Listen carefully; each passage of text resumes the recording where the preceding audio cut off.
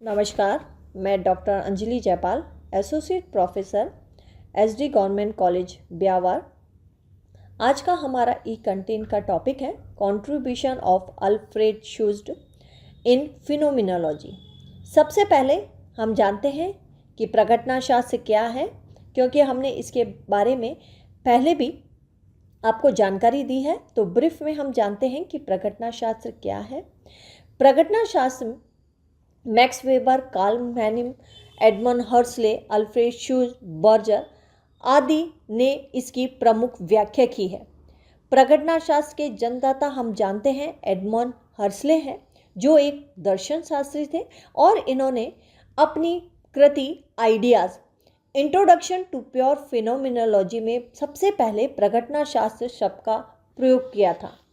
इनके अनुसार प्रघटनाशास्त्र की रुचि उन वस्तुओं को जानने में है जिसका बोध व्यक्तियों को अपनी इंद्रियों के द्वारा होता है। इनका मानना है कि घटनाओं के बारे में हमारा संपूर्ण ज्ञान जो भी है वह इंद्रिय जन्य है। इनका यह मानना है कि प्रघटनाशास्त्र में मानव के ज्ञान का संबंध उसकी निजी चेतना के आधार पर होता है। इसमें व्यक्ति के स्वयं के दैनिक जीवन के विचारों का विश्लेषण किया जाता है। प्रघटनाशास्त्रियों का मत है कि मानव के सामाजिक ज्ञान का स्रोत उसकी समाज और संस्कृति नहीं, बल्कि उसकी स्वयं की चेतना है, अर्थात मानव की चेतना शक्ति है। तो इस प्रकार यह प्रघटनाशास्त्र है। अब हम चलते हैं इसमें अल्फ्रेड शुट्ज़ का योगदान। अल्फ्रेड शुट्ज़ हर्सले के शिष्य थे। वे एक जर्मन दार्शनिक, विचारक और विद्वान थे।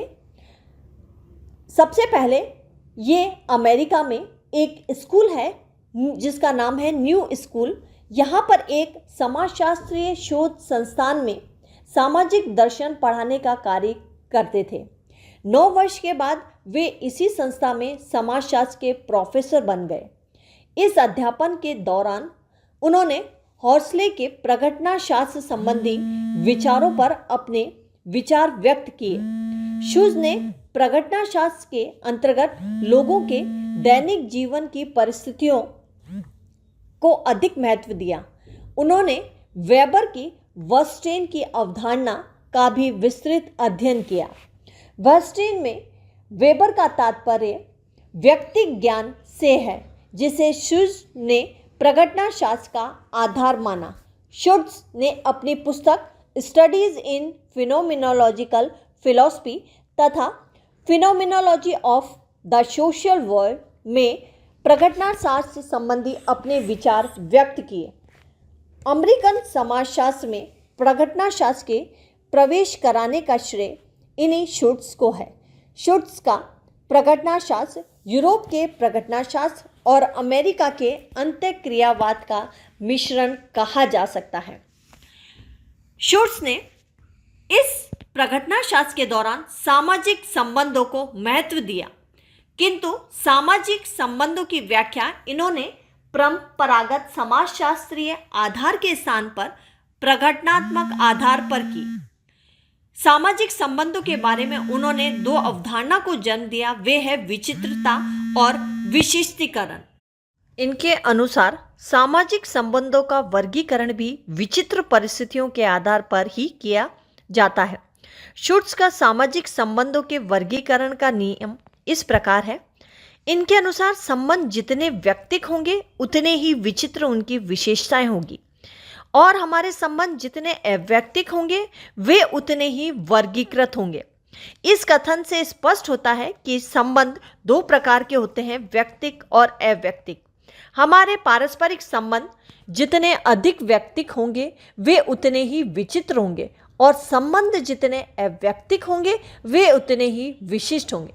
शुट्ज़ का मतलब है कि प्रत्येक व्यक्ति अपनी प्रत्येक सामाजिक परिस्थिति को अपने व्यक्तिगत दृष्टिकोण से देखता है और उसे समझने का प्रयत्न करता है। परिस्थितियों के अनुकूल और प्रतिकूल होने के अनुसार ही वह अपने संबंधों का निर्माण करता है, और इसी आधार पर वह परिस्थितियों को अपने निजी अर्थ प्रदान करता है। इस प्रकार से प्रत्येक सामाजिक व्यक्ति अपनी सामाजिक क्रियाओं का मूल्यांकन अपनी परिस्थितियों के अनुसार करता है। पारस्परिक अंत्यक्रिया में भाग लेने वाले लोग अंत्यक्रिया का क्या अर्थ लगाएंगे, यह उनके दृष्टिकोण की पारस्परिकता पर निर्भर करता है। इसे स्पष्ट करने के लिए वालेस और वुल्फ ने ऑर्केस्ट्रा की पार्टी का उदाहरण दिया। उनके अनुसार ऑर्केस्ट्रा बजाने वाली पार्टी के सदस्यों का एक समूह होता है जो एक परिस्थिति में ऑर्केस्ट्रा बजाता है। ऑर्केस्ट्रा के संचालक अन्य जो जितने भी वादक होते हैं उनके बीच संबंधों और परिस्थिति की एक रचना हो जाती है। ऑर्केस्ट्रा की परिस्थिति का वास्तविक अर्थ ऑर्केस्ट्रा के सदस्य जिस निष्पक्षता के साथ समझते हैं वे दूसरे लोग नहीं समझ पाते हैं। शुट्ज ने इन परिस्थितियों को सहयोगी अर्थ कहा है। सहयोगी अर्थ अंत्यक्रिया की परिस्थितियों में ही समझ और अनुभव किया जा सकता है। शुट्ज का मतलब है कि प्रत्येक सामाजिक परिस्थिति का जो हम अध्ययन करते हैं वह अंतर व्यक्ति निष्ठता इंटर सब्जेक्टिविटी के आधार पर किया जाना चाहिए। इस प्रकार से शुट्ज के प्रघटना शास्त्र के प्रमुख हम कह सकते हैं कि 3 तत्व है। पहला है जीव जगत, दूसरा है स्वाभाविक अभिव्यक्ति और तीसरा है अंतः व्यक्ति निष्ठता।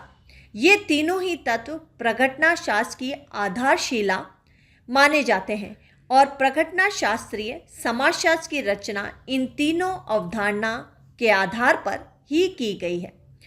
शुट्ज ने प्रघटना शास्त्र को एक और अधिक विकसित करने में द्वीप तथा राय ने भी अपनी महत्वपूर्ण भूमिका निभाई थी। तो इस प्रकार आज हमने जाना कि प्रघटना शास्त्र में अल्फ्रेड शुट्ज का क्या योगदान है। धन्यवाद।